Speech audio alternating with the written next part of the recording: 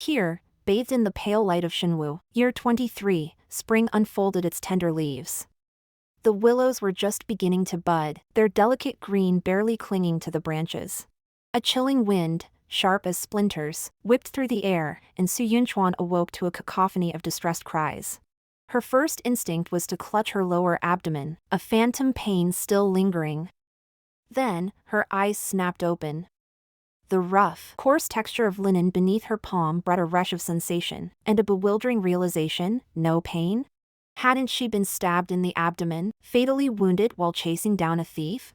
How could she feel nothing? My poor child, my precious son.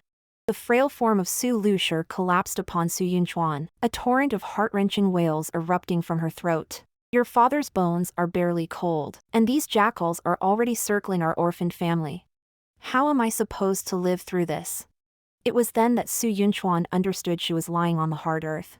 She blinked, and a flood of memories, alien and unwelcome, surged into her mind. She was now the daughter of an ordinary family in the Shenwu era. Her father had been a yamen runner, a civil servant of sorts, unjustly accused of embezzling public funds and driven to his death 3 months prior. She had an elder brother, Su Tunin, already married, and a 5-year-old younger brother. Poverty had bound the 7 of them together, never allowing the family to split. But after Su Yamen Runner's death, Su Lushur, overcome with grief, had fallen gravely ill and become bedridden. The family, never wealthy, had now plunged into further despair. Su Tunin, desperate to earn money to treat his mother, had been lured into a gambling den by opportunistic sharks. At first, he won more than he lost, whetting his appetite and fueling his ambition.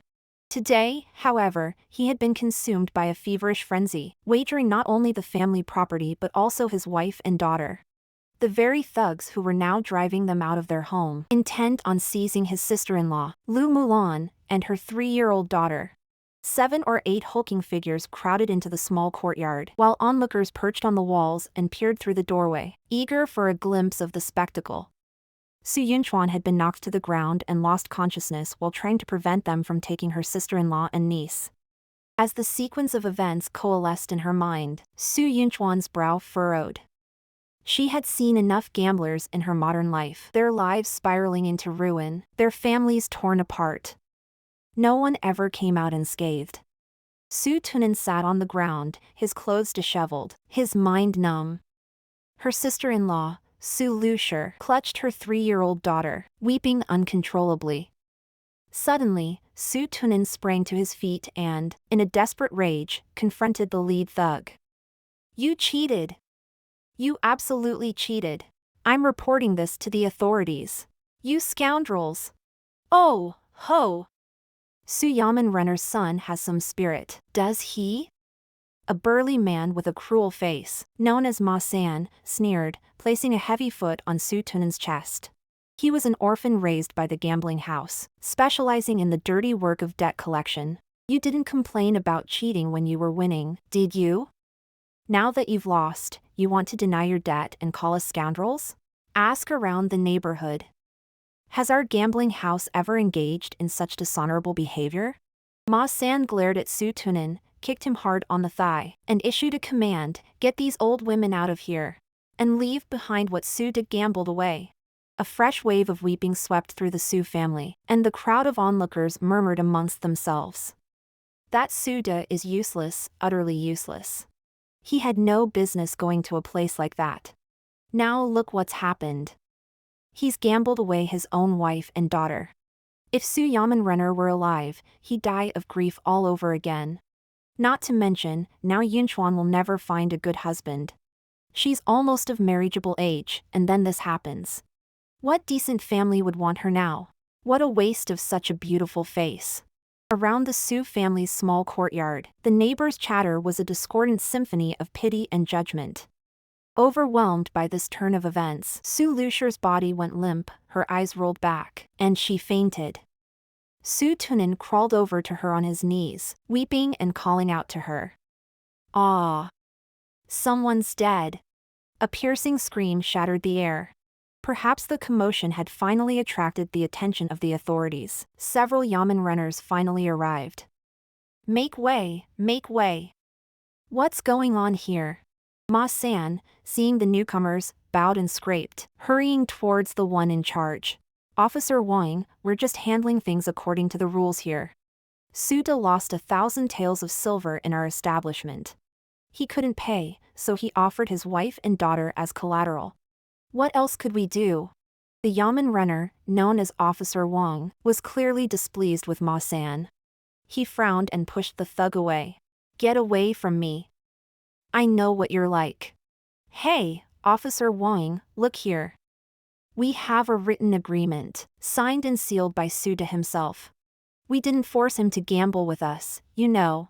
Ma San pulled a document from his pocket and thrust it towards Officer Wang, who examined it and then shook it in front of Su Tunin. Is this your signature?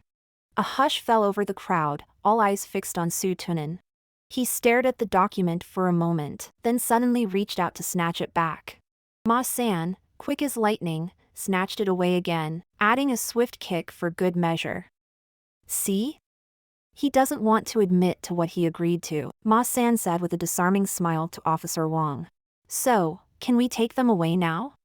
It's not true. I didn't mean to gamble away my wife. It's them. They tricked me.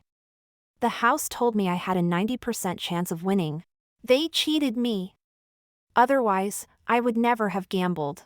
Su Tunin's eyes were bloodshot as he roared in desperation. Su Yunchuan shook her head inwardly. Her good-for-nothing brother still hadn't figured out how he had fallen into this trap. After observing the scene for so long, she had grasped a few fundamental truths. No matter the era, gambling dens were lawless territories. Unless there was concrete proof of cheating, the authorities were powerless to intervene. As expected, Officer Wang simply shook his head, waved his hand, and motioned for his men to leave. Wait. Su Yunchuan instructed her brother to hold the unconscious Su Lucier. She brushed the dirt from her clothes, stood tall, and spoke with a determined voice that carried across the courtyard. My brother was outmatched. Our Su family has always been honest and upright. We were deliberately ensnared, and we can only blame ourselves for being so foolish. But I want to gamble with you again. I wonder if you're brave enough to accept the challenge. Su Yunchuan's calm and resolute demeanor caused a stir. Are you crazy? This is just tempting fate. Do you actually plan to gamble?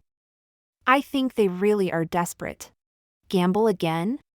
What do you plan to bet with? Ma San scoffed. Little girl, your brother may have gambled away your sister-in-law, but he has a conscience. He didn't put you on the table. Now, you should take your mother and brother and move on. Even if you want to gamble, what do you have left to bet? I'll bet myself.